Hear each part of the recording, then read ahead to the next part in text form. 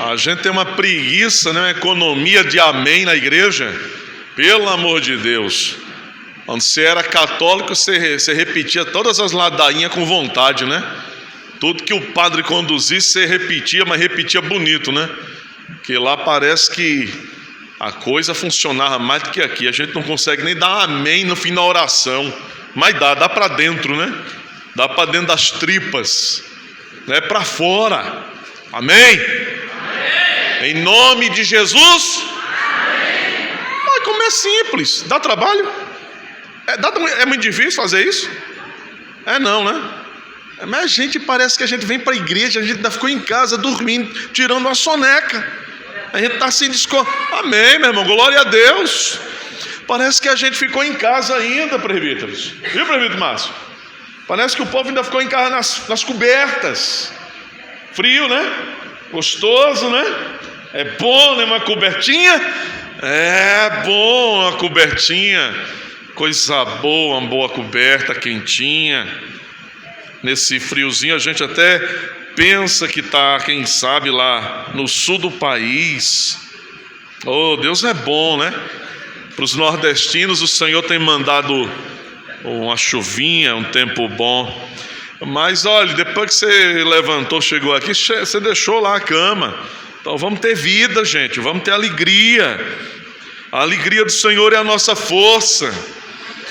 Amém. Isso. Não se abuse não, viu? Fica abusado não, crente. Isso é ovelha, não é bode não. Os bodes é que não aguentam uma puxadinha do pastor, né? O pastor usa a vara e o cajado, né? A vara para dar nos lobos, os que ameaçam as ovelhas. O cajado tem aquela curva, né? É para puxar o pescocinho da ovelha. Vem para cá, bichinha. Vem para cá, bichinha. Então não se abuse não. Fica abusado não, viu? Porque o pastor está dando a puxadinha com o cajado. Não. É para o seu bem e para o meu também. No fim é para a glória de Deus. A gente vai aprender a cantar essa canção nova, né? Que vocês for cantar, vocês nem dizem para a igreja que é nova. Vocês têm que dizer, irmão, vamos cantar agora uma música nova, vamos louvar a Deus com uma canção nova. Faz esse linkzinho, né, com a igreja. Aí de noite a gente vai cantar de novo. É uma belíssima poesia, né, cantada, falando daquilo que nós mais desejamos, mais queremos, né? Mais do que qualquer outra coisa que a gente possa querer, pedir, buscar, que a gente quer é a presença do Senhor e nada mais. Amém. Ó, tá vendo? Funciona. Tomara que não tenha prazo de validade. Vamos abrir a Bíblia? Salmo 119. Nós estamos quase terminando o Salmo 119. Nós vamos ao versículo 153. Nós teremos ainda um outro sermão depois deste e mais um. Então encerraremos o Salmo. Nós temos mais 2 domingos além deste para ouvir e aprender um pouco mais daquilo que o Senhor fala aqui a nós no Salmo 119. Versículos 153 a 160, nós trataremos nessa manhã sobre a lei que renova o coração aflito, a lei que renova o coração aflito. Diz assim a palavra de Deus: atenta para a minha aflição e livra-me, pois não me esqueço da tua lei. Defende a minha causa e liberta-me. Vivifica-me segundo a tua promessa. A salvação está longe dos ímpios, pois não procuram os teus decretos. Muitas, Senhor, são as tuas misericórdias. Vivifica-me segundo os teus juízos. São muitos os meus perseguidores e os meus adversários. Não me desvio, porém, dos teus testemunhos. Vi os infiéis e senti desgosto, porque não guardam a tua palavra. Considera em como amo os teus preceitos, vivifica-me, Senhor, segundo a tua bondade. As tuas palavras são em tudo verdade desde o princípio, e cada um dos teus justos juízos dura para sempre. Amém. Os salmos verdadeiramente são uma anatomia de todas as partes da alma humana. Essa não é uma afirmação que nasceu do meu coração, dos meus pensamentos. Calvino é autor desta frase. Quando comentando o livro dos Salmos, ele, com muita perspicácia, com muita segurança, com muita assertividade, ele diz que os salmos são uma anatomia. Os que são da área de saúde, muito especialmente, sabem, já trazem à mente com muito mais profundidade o significado de anatomia, não é? Os salmos são assim uma anatomia de todas as partes da alma humana. E aqui, meus irmãos, não somente nós vemos Davi, como Davi se sentia naqueles dias em que ele passava momentos de muita perseguição, visto que ao longo de todas estas mensagens pelas quais temos passado, pelas sessões anteriores pelas quais nós temos transitado, nós temos percebido como este servo de Deus, Davi, ele enfrentava, quando da autoria deste salmo, momentos muito delicados de sua vida, momentos de dura perseguição, de duras aflições, e isso lhe cortava o coração, lhe machucava a alma. Davi está diante de Deus, colocado na presença de Deus, confiando no Senhor, esperando o seu favor, a sua misericórdia. Mas não somente quando lemos, não somente percebemos o estado em que Davi se encontrava naqueles dias e o que ele desejava naquele momento, mas também nós vemos, meus irmãos, aqui exposto em alguma medida, de alguma forma, a nossa própria condição, quando também a nós acontece de nos acharmos afligidos, aflitos, preocupados, abatidos. Há uma profunda e intensa identificação entre aquilo que o salmista sente e aquilo que ele deseja, quais são as suas expectativas. E quando nós lemos isso, quando muito especialmente nós nos achamos como ele, afligidos, abatidos, atribulados, angustiados, e lemos estas coisas escritas há tanto tempo, preservadas pela providência de Deus para o seu povo ao longo dos séculos, nós nos identificamos profundamente, não é?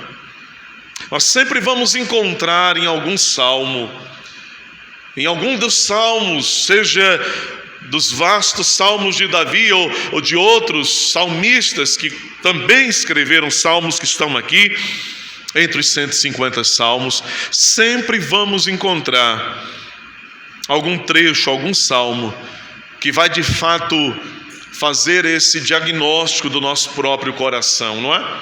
Que vai expor, que vai refletir exatamente aquilo que nós estamos sentindo e vai fazer essa anatomia da nossa alma, do nosso coração.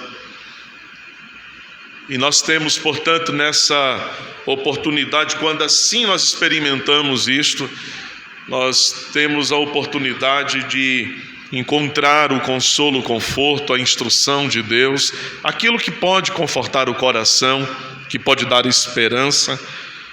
Portanto, meus irmãos, assim como Davi, que está buscando a Deus a fim de que o seu coração seja renovado, a linguagem que ele usa com repetição é vivificado, né? renovado em seu coração, refrigerado em seu íntimo. Este é o desejo, a expectativa dele. É como ele se sente necessitado de ser renovado em seu íntimo, em seu coração. E isto é o que ele está pedindo a Deus, e talvez seja exatamente o que você esteja vivendo hoje. Talvez esta seja também a sua premente necessidade de ser vivificado, renovado em seu coração. E se isto for assim, se esta for a sua necessidade, então que como Davi também seja o seu pedido dirigido a Deus, seu desejo colocado diante de Deus. Vivifica-me, Senhor. Renova, Senhor, as minhas forças. Dá ânimo ao teu servo, dá ânimo à tua serva, me faz andar, me faz respirar, renova minha esperança, minha confiança em ti, tão vacilante. Seja a nossa necessidade, seja também o nosso pedido sincero diante de Deus. Meus irmãos, não é a primeira vez que neste salmo vemos Davi orando por livramento. Nós já vimos ele fazendo esse pedido algumas vezes aqui. Ao longo destas 22 sessões que compõem este salmo de Davi, várias vezes Davi ele está diante de Deus, colocado humildemente diante de Deus, rasgando o seu coração diante de Deus, pedindo por livramento, pedindo por escapar de suas aflições, por se ver livre. E aqui mais uma vez, nesta nova sessão, uma das últimas, nós vemos Davi diante do Senhor ainda, e ele está pedindo para que o Senhor o livre de suas angústias. E este é um pedido sincero e honesto, legítimo. Todos nós que nos achamos em algum momento assim, afligidos, angustiados, podemos e devemos ir ao Senhor e pedir a Ele: ó Senhor, livra-me de minha aflição, livra minha alma dessa angústia que me corrói, que me devora, que me domina a alma, que esvazia-me completamente de alegria, de expectativas positivas. O que vemos aqui então quando lemos esta sessão? Nós vemos um homem orando, meus irmãos, de forma insistente, insistentemente orando. Ele está diante de Deus, fazendo o mesmo pedido que outrora já fizera. Ele está resolutamente decidido a pedir mais uma vez por livramento. Esta, meus irmãos, não é certamente uma vã repetição, como aquelas que Jesus condenou no Evangelho de Mateus. Não façais vãs repetições, não é? Quando ele ensina sobre oração secreta, quando ele ensina sobre buscar ao Pai em secreto, que vê em secreto, que responderá em secreto. A insistência, meus irmãos queridos, do justo, a insistência daqueles que foram trazidos a este relacionamento com Deus, a persistência do justo, ela não é considerada pelo Senhor como algo vão, como algo desprezível, inútil. Em sentido algum, o Senhor olhará para nós persistentemente colocados diante dele em humildade e dependência, trazendo a Ele novamente os velhos pedidos, as antigas súplicas. Ele nunca olhará para mim, para você, para nós, e Ele dirá: desprezível. Não, Ele não fará isso. Pelo contrário, meus irmãos, certamente a Escritura nos ensina que Deus aprecia quando seus filhos persistem, quando eles batem, quando eles pedem, quando eles procuram insistentemente diante de Deus por aquilo que o seu coração tanto anseia. Então esta palavra inicialmente para nós nessa manhã é um incentivo para que nós não abramos mãos daqueles pedidos antigos que temos feito a Deus tantas vezes, mas que nós possamos perseverar diante dele, orando e colocando uma vez mais, que nós possamos dizer uma vez mais: Senhor, novamente eu dobro os meus joelhos, Senhor, novamente eu coloco o meu coração diante do Senhor, Senhor, novamente eu venho e trago ao Senhor não um novo pedido, mas talvez, Senhor, o antigo, de anos, o de meses, o de semanas, que está aqui no meu coração, que o Senhor já conhece, que o Senhor sabe. Ele não nos desprezará quanto a isto, meus irmãos. Deus aprecia, pois é a oração de alguém que sabe que somente do Senhor vem o seu socorro. É a oração persistente, é a oração daquela que sabe que somente do Senhor vem o seu socorro. E uma das coisas que mais agradam o coração do Deus vivo a quem servimos é quando, contemplando a nós, Ele nos vê como aqueles que acreditam e que estão certos de que o socorro vem somente do Senhor. Assim como Ele se desgostaria de nós, assim como o seu Espírito se entristeceria profundamente se ao nos contemplar Ele nos encontrasse como que colocando a nós a nossa confiança em outros deuses, em falsos deuses, em pessoas que não podem nos valer.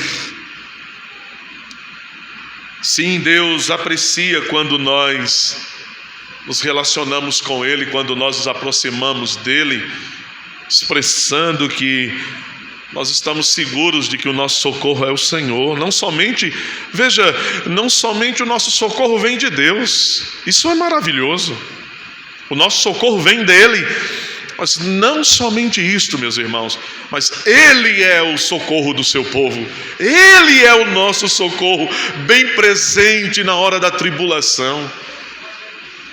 Assim como nós também, lendo a Escritura, aprendemos e refletimos que o nosso Deus ama, e verdadeiramente o amor é uma expressão sincera, legítima, que procede do coração de Deus, a um ponto de que a Escritura diz que Ele nos amou de tal maneira, não é assim? Mas a Escritura diz algo ainda mais. Não diz apenas que Deus nos ama, ela diz que Deus é o próprio amor. Ele é o próprio amor. Assim como não apenas dele procede o socorro que nós possamos necessitar, clamar por Ele, Ele é o nosso próprio, Ele é o nosso socorro. Meus irmãos, a insistência de Davi nos ensina que nunca devemos pensar, escute isso, para o conforto do seu coração. A insistência de Davi nos ensina que nunca devemos pensar que Deus esteja cansado de ouvir as mesmas orações. Louvado seja o seu nome por isso.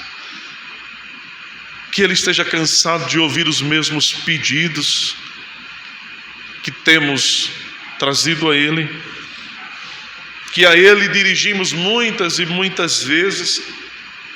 Davi aqui neste salmo está nos ensinando, o próprio Deus está nos ensinando, que Ele nunca se cansará de ouvir o seu servo, que Ele nunca se cansará de ouvir você, muitas e muitas vezes, ainda que a sua oração seja a mesma, repetida diante do Senhor. Ainda que a sua oração seja a mesma por anos, para que Ele salve aquela pessoa que você ama e que você gostaria de estar, de vê-la pela eternidade com você um dia. Ele não se cansará daquela oração que você tem feito para que Deus restaure a saúde de alguém que está muito enfermo, muito doente. ou que ele faça qualquer outra bondade e misericórdia para com alguém, ele não se cansará. Nós vemos, meus irmãos, quando lemos esta seção do Salmo, de um lado nós vemos a sorte do justo, do outro lado nós temos a ruína dos pecadores. Veja, note você que no verso 154, Davi diz: defende a minha causa e liberta-me, vivifica-me segundo a tua promessa. Nós vemos a sorte do justo. No verso 155 ele diz: a salvação está longe dos ímpios, pois não procuram os teus decretos. A ruína do homem e o bem do homem está no aproximar-se da lei de Deus ou no distanciar-se desta lei, no achegar-se da sua palavra, no afastar-se da sua palavra. Ainda ontem eu conversava com um irmão muito querido, muito amado, e conversando sobre situações tão delicadas da vida, tão difíceis, experiências que às vezes, experiências que nos marcam tão profundamente, que nem em 3 ou 4 vidas a gente poderia esquecer o que viveu tão difícil no passado. Mas aquele momento, em algum momento de nossa conversa, eu pude ali compartilhar com ele e dizer: meu irmão, perceba como à medida que nós nos afastamos do conselho do Senhor, da palavra de Deus, as tentações elas vão ganhando uma força contra nós, não é? Quando nós vamos desviando nossos olhos, o nosso coração dos conselhos de Deus, nós vamos percebendo que as tentações elas vão se avolumando, se tornando mais vigorosas, mais fortes, e a gente vai vivendo essa luta ali, e à medida em que nós vamos persistindo, não em nos aproximar da vontade de Deus, para sermos mais fortalecidos e resistirmos às tentações, resistirmos ao próprio diabo para que ele fuja de nós. O diabo que não pega o nosso pé e põe dentro do laço, mas que arma o laço à nossa frente e que vai nos tentando com o seu chamariz, com suas tentações de diversas, de múltiplas formas. Ele vai torcendo e vibrando para que a gente vá dando um passo e mais um passo e outro passo na direção daquele laço. E não é o inimigo de nossas almas que pega o nosso pé e coloca no laço, somos nós que o colocamos ali e ele apenas puxa a ponta. Nós caímos, nós desgostamos do coração de Deus, nós nos afastamos de nossa comunhão com o Senhor, nós perdemos a alegria da salvação,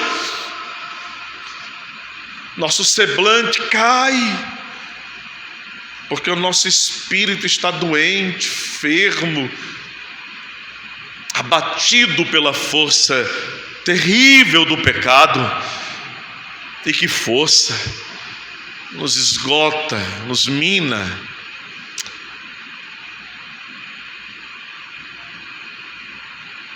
Os justos, por causa da palavra de Deus, eles podem ter esperança. Por causa da palavra, da lei, dos juízos, do testemunho, dos decretos de Deus, dos mandamentos, eles podem ter conforto. Eles podem viver. É o que diz o verso 154 na sua parte final: vivifica-me segundo o quê? A tua promessa. Vivifica-me, Senhor, me renova segundo aquilo que o Senhor prometeu, me renova segundo aquilo que o Senhor já falou. Ele não está pedindo uma renovação com base em algo novo, com base em uma novidade, com base em alguma revelação extraordinária, momentânea, nova. Não, ele está dizendo: Senhor, o Senhor já falou, o Senhor já disse, o Senhor já prometeu, O Senhor já disse o que o Senhor quer de mim. O Senhor já falou quais são os teus planos, qual é a tua vontade, qual é o teu caminho, para que nele eu coloque os meus pés. Ele está dizendo, então agora me vivifica nestas palavras, nesta promessa, Senhor.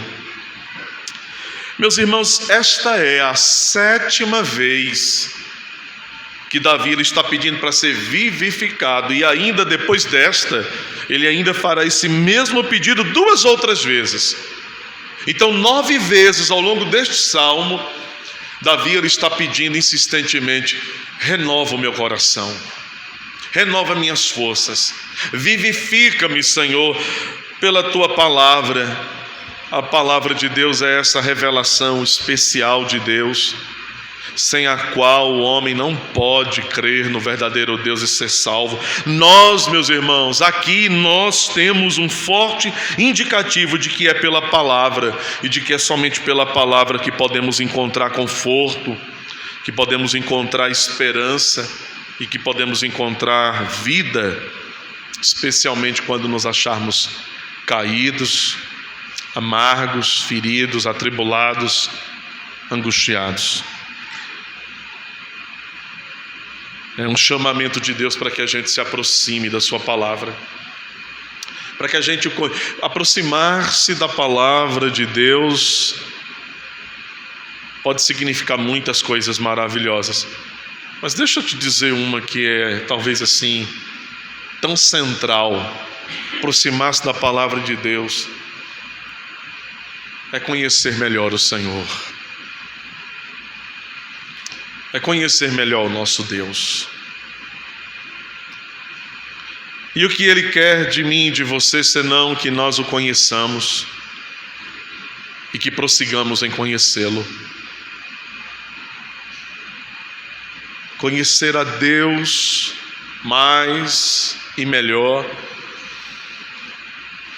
implica num desmamar-se desse mundo,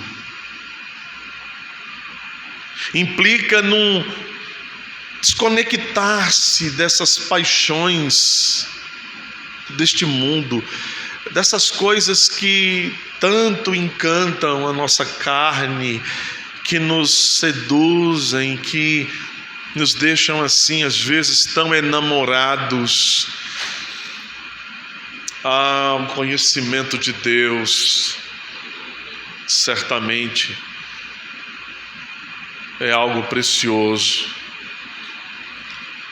nós o conhecemos e isso mudou nossa vida. Conhecereis a verdade e ela vai libertar vocês. Ele disse isso. À medida em que nós o conhecemos, talvez fazendo uma aplicação bem prática disso, à medida que nós mais o conhecemos, à medida em que nessa manhã nós conhecemos mais do Senhor, mas nós somos libertos de nós mesmos. Mas nós somos impulsionados a negar a nós mesmos, a perceber que há um amor que nos constrange, que há algo supremo, sublime que nos chama para essa coisa de relacionamento mais íntimo, mais profundo. Enquanto Davi ele se sente à vontade para clamar a Deus por livramento, e ele faz isso, os ímpios eles não podem contar com o benefício da salvação.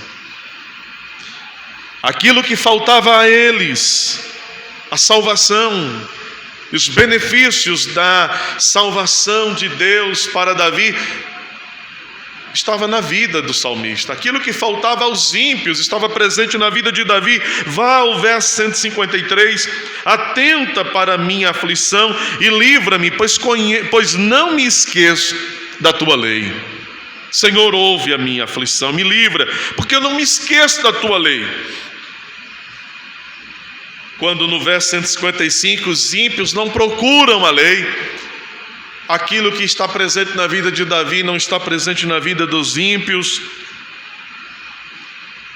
Note, meus irmãos, há aqui uma relação entre o papel da lei na vida dos filhos de Deus e como isso está profundamente vinculado ao livramento divino. Há uma relação entre a lei e o livramento divino, porque Davi está dizendo: me livra, Senhor, livra-me da aflição, porque eu não me esqueço da tua lei. Então há uma relação entre esse livramento de Deus e a lei de Deus, a vontade de Deus. Há uma relação entre a vontade de Deus e a nossa salvação eterna. Todas as vezes que os servos de Deus clamam a fim de que o Senhor os livre de seus perseguidores, quando eles pedem para que Deus coloque um fim nas demandas injustas, nós devemos estar, meus irmãos, muito certos, convictos, de que quando nós falamos assim, nós estamos entrando no tribunal divino. Livra-me, Senhor. Nós estamos dizendo: Senhor é meu juiz, o Senhor é o juiz das minhas causas. Nós estamos entrando no tribunal divino, nós estamos dizendo: Deus, Tu és o meu grande juiz, julga esta causa, me livra. Nós estamos pedindo que o Deus de toda a justiça, Ele faça justiça. Como Jesus, como João lá em Apocalipse, no capítulo 6, versos 9 e 10, ele olhando os céus, ele diz que quando o Cordeiro abriu o quinto selo, João viu debaixo do altar de Deus as almas daqueles que haviam sido mortos por causa da palavra de Deus, por causa do testemunho que sustentaram. E João diz: eles clamavam em grande voz, dizendo: até quando, ó soberano Senhor, santo e verdadeiro, não julgas nem vingas o nosso sangue dos que habitam sobre a terra? Eles estão clamando no tribunal divino para que o Deus da justiça faça justiça. Davi está fazendo isso. As almas dos que já haviam morrido estão no céu pedindo isso. Mas Davi, que está na terra, ele está pedindo também o mesmo feito, a mesma realização. Que o Senhor o julgue, que o Senhor julgue a causa dele, que o Senhor faça justiça a ele, porque ele não esquece da lei. Os que não esquecem da lei, os que não se esquecem da palavra de Deus, eles sabem quem Deus é, eles sabem que Deus é o seu juiz. Os que não se esquecem da sua palavra, eles sabem que o Senhor é o seu médico, é o seu ensinador, é aquele que o liberta, é o seu libertador. Ele sabe, ele mantém estas verdades acesas no coração como chamas queimando. Quando nós nos afastamos da palavra de Deus, nós então esquecemos que Ele é tudo isso e muito mais. É aí quando nós nos ocupamos, sabe, com tantas tolices que nós engendramos para nós, que nós procuramos neste mundo tantas insignificâncias, porque nós atribuímos agora um valor a estas coisas, estes recursos tão efêmeros, tão passageiros, porque nós nos esquecemos de que Deus é a fonte de toda subsistência, de todo livramento, de toda cura. Ele é o socorro, não apenas dá o socorro. Em Lucas 18, verso 7, acaso Deus não fará justiça aos seus escolhidos que clamam a Ele dia e noite?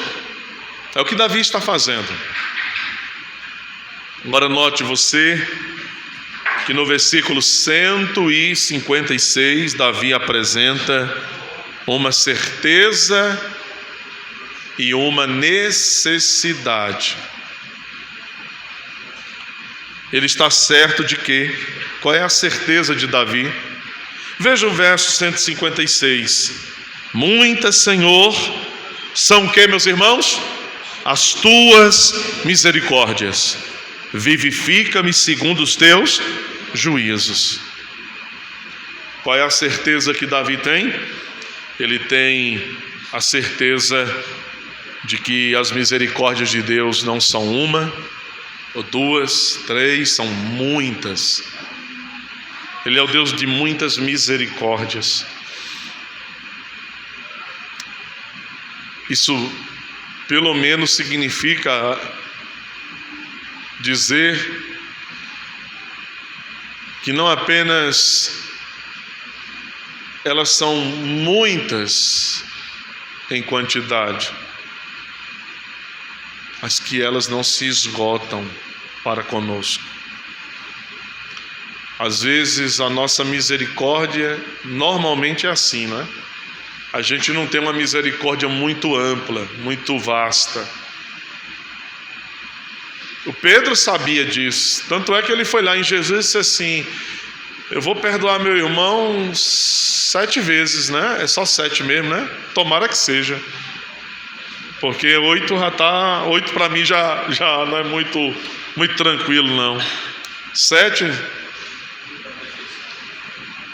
o nome da perfeição já está bom, né, Senhor? A resposta de Jesus para ele foi: Pedro, Petros, eu te digo, meu filho, não só 7, mas 70 vezes 7. Essa é uma lição das mais difíceis do Evangelho da gente viver. Fala a verdade. Eu reconheço que porque sabe, na realidade, a nossa cota de perdoar um irmão pelo mesmo pecado dificilmente está passando de 1 ou 2, quando muito. Porque se a pessoa pisar na bola a 3ª vez no mesmo negócio, a gente já olha para o infeliz e diz assim: miserável, de novo. Aí já virou cinismo: olha, não dá, olha, para longe de mim. E a gente está quase dizendo a mesma fala de Jesus para Pedro, num contexto diferente, assim: arreda de mim, Satanás. Mas é o nosso irmão, é aquele por quem Cristo deu a vida na cruz. Irmãos, essa lição do perdoar 70 vezes 7, isso rasga o nosso coração, nossa consciência. Ou se nós conseguíssemos praticar isso com muito mais facilidade, irmãos, muitos dilemas da nossa vida privada e da igreja seriam resolvidos tão rapidamente, eles talvez nem existissem. Porque muitas das nossas demandas, elas só decorrem da nossa dureza de coração, em sermos misericordiosos. Nós vivemos este conflito, porque é o tempo em que nós não somos dispostos à misericórdia para com os nossos irmãos. Nós não nos cansamos de dizer: ó Deus, tem piedade de mim, Kyrie eleison, né? A linguagem do Salmo 51, tem misericórdia de mim. E a gente pede a misericórdia constantemente, que a gente quer, que é bom. A misericórdia é algo maravilhoso. É Deus colocar o coração dele na nossa miséria, mas a gente está pouco disposto a colocar o coração na miséria do nosso irmão. E nós devemos pedir ao Senhor que nos dê um coração mais misericordioso. Davi tem uma certeza: Deus é o Deus de misericórdia e suas misericórdias não têm fim. Mas ele tem também a necessidade, ele diz: eu preciso ser vivificado. Então ele sabe que essa renovação, meu irmão, esse revigorar-se, esse vivificar-se, ser vivificado, é uma obra da graça de Deus para conosco. É misericórdia, é graça, é bondade. Nossas mais robustas certezas teológicas, e nós temos tantas, não nos impedirá, irmãos, de nos acharmos necessitados de algo mais.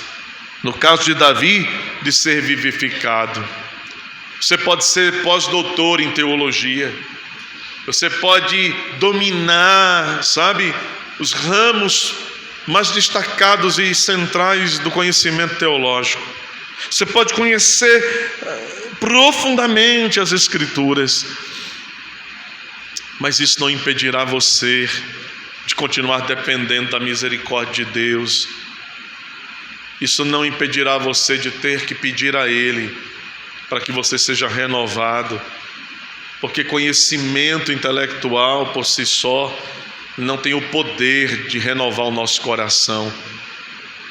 É preciso esse agir do Espírito Santo que fala ao coração humano pela palavra.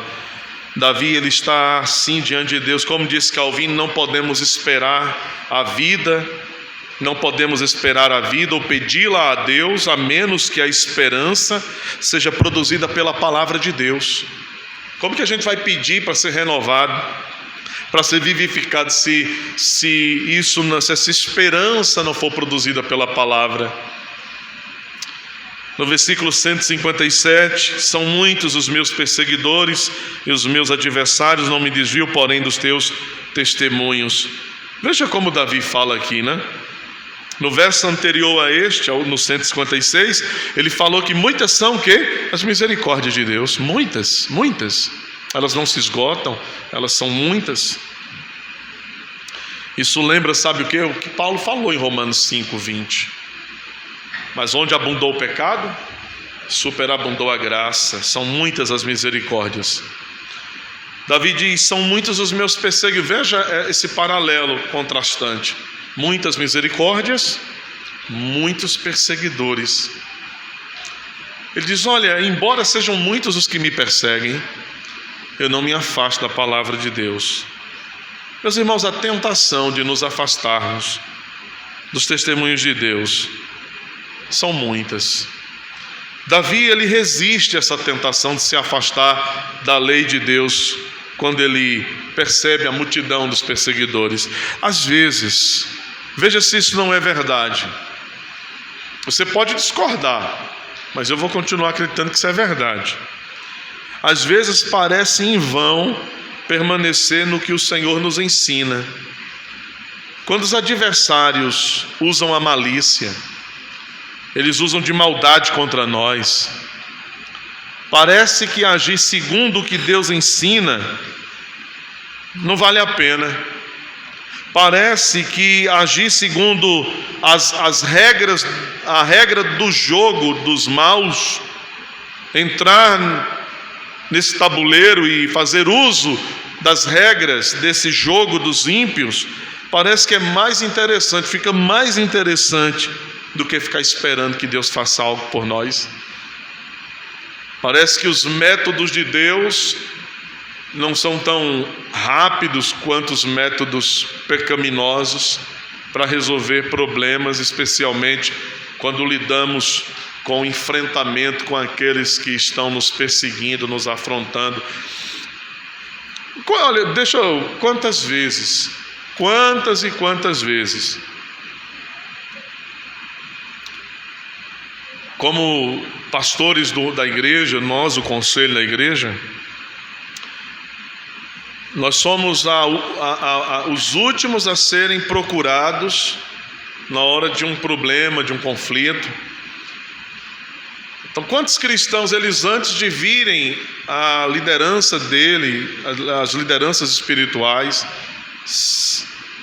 eles já buscaram as instâncias lá fora. E sinceramente eu não sei o que o crente quer mais com a liderança da igreja.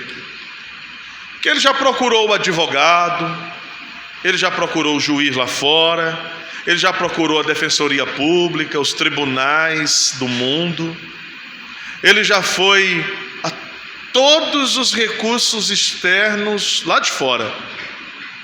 Aí por último é assim, eu estou aqui para comunicar que eu fiz isso, isso, isso e isso. O apóstolo Paulo diz, não há mais juízes entre vós, no meio de vocês, né? O ponto é que parece que às vezes não vale a pena a gente confiar na palavra de Deus e seguir essa trajetória, porque talvez os recursos ou as regras do jogo lá de fora podem proporcionar as respostas que a gente quer mais rápido. E eu sei, realmente, às vezes, o caminho de Deus, ele é um caminho que ele vai trabalhar a paciência em nós. Ele vai levar um tempo.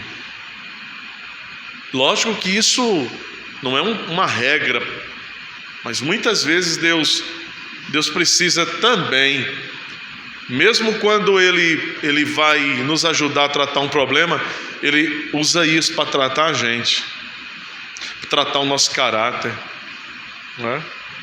A gente precisa estar atento a perceber que Deus está também nos tratando, não é? É incrível como às vezes Deus nos dá estes sinais hoje, e dias depois a gente parece que não prestou atenção naquilo, está tomando. Ontem eu conversava também com um irmão muito querido, um outro, e de longe ele dizendo para mim: rapaz, Deus deu ao fulano uma palavra através de outro irmão, quando disse: faça assim, sempre assim. 8 dias depois o indivíduo faz completamente daquele conselho que Deus havia dado e faz completamente diferente. Você já passou por isso? A gente precisa perceber como Deus está às vezes usando um irmão. O ferro afia o ferro, né? E um irmão afia o outro. Como às vezes Deus está usando você para me instruir. E é incrível como às vezes a gente vive essa experiência e em poucos dias a gente é colocado ao teste, à prova, e passa por aquilo. Se a gente estiver atento, a gente lembre-se: eita, opa. Mas quando a gente não está, a gente erra. Mas Davi, ele não entra no jogo dos ímpios, ele permanece no caminho de Deus. Ele não lança mão dos métodos dos perseguidores. Ele diz: eu não me desvio dos teus testemunhos. Charles Spurgeon, ele escreveu que a fidelidade à verdade é a vitória sobre os nossos inimigos.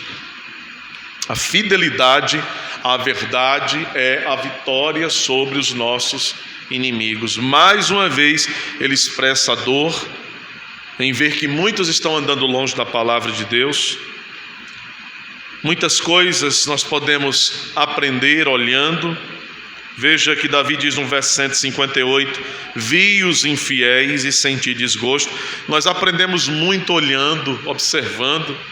E o que Davi ele percebe, o que ele aprende quando ele vê os infiéis, ele certamente aprende que ele deve permanecer exatamente na palavra, no lugar onde aqueles infiéis não podem permanecer. Ele viu os infiéis e se entristeceu porque eles não guardam a palavra. Verso 159: considerem como eu amo os teus preceitos. Veja, eu vejo os infiéis e eu sei que eu devo continuar amando a tua lei. Então ele diz mais uma vez: vivifica-me. A verdadeira observância da lei é aquela que procede do amor, meus irmãos. Uma vida feliz consiste em obedecer a palavra de Deus. E essa obediência, ela precisa ter suas raízes no amor de Deus e no amor por Deus.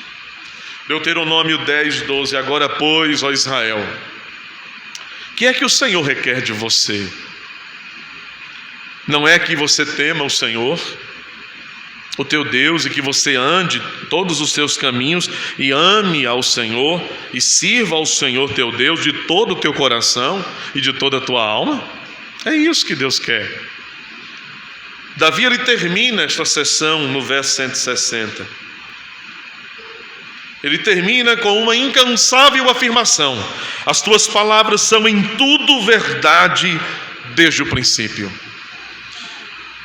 Matthew Henry, ele disse, comentando exatamente esse versículo: desde que Deus começou a se revelar para os filhos dos homens, tudo que ele disse é verdade e é confiável. A igreja, desde seu início, foi edificada sobre essa rocha. A palavra do Senhor não conquistou sua validade pelo passar do tempo. A palavra de Deus é o que é desde o princípio, desde o começo.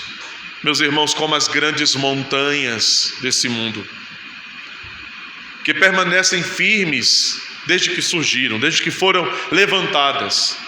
A palavra do nosso Deus é a verdade firme para sempre.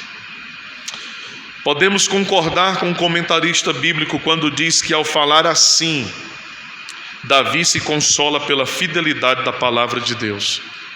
Você precisa de conforto, de consolo, de renovo, de ânimo. Encontre isso na palavra. Vivificar é tornar fraco o forte. Vivificar é fazer do cansado revigorado. Vivificar é fazer daquele que tem medo corajoso. As promessas de Deus, seus juízos, seus preceitos, seus poderosos feitos têm essa capacidade de vivificar os filhos de Deus, de te fazer forte, de revigorar teu coração, de te fazer corajoso, ousado. E tudo isso é usado pelo Espírito de Deus como ferramenta para promover essa obra que nós tanto precisamos, tantas vezes, todos os dias. Que a lei de Deus revigore o nosso coração, que ela renove os nossos pensamentos. Amém. Vamos orar ao Senhor. Fique de pé se puder. Ó Pai, o Senhor é bom e sabemos que a Tua misericórdia dura para sempre. Graças te damos pela Tua palavra. Faz isso que Davi pediu em benefício dele e faz também em benefício de cada um dos Teus filhos aqui.